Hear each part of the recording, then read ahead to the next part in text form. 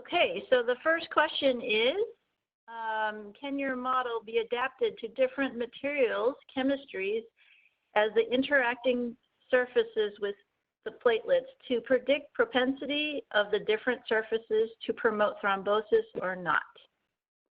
Yes, and actually, this is also one of our ongoing efforts. And for different like surfaces, and we want to learn and using the machine learning and learn the material properties and interaction with the platelets, and then do the physics-based models. Great. Second question is, beautiful model. A unique strength of your approach is feed forward up through the length scales. Can you say a few words about the current state of feedback in your model? For example, can one currently model how flow perturbations from platelet deformation can affect the force-dependent binding kinetics of individual VVF molecules? Thanks.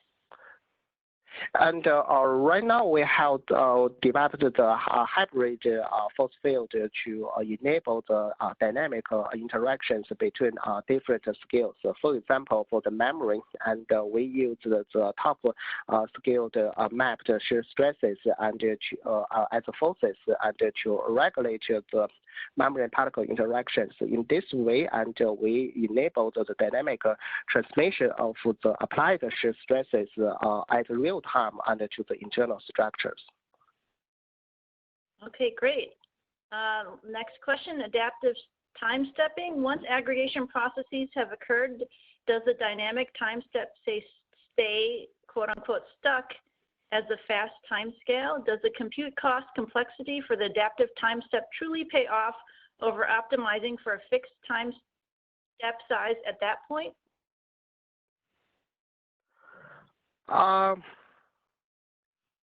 I don't quite understand the question, but the thing is like this, because for our adaptive time-stepping algorithm, it's kind of the online learning systems.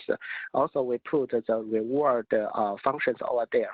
And at the very beginning of the simulations, and we really see some like time-step sizes is very aggressive or very conservative. And so if we met that situations, we will just increase the loss functions and increase the penalty and for the simulation systems, and teach the right directions for the learning systems. So the system is kind of self-evoluting and with the simulators. Great, thank you, Peng.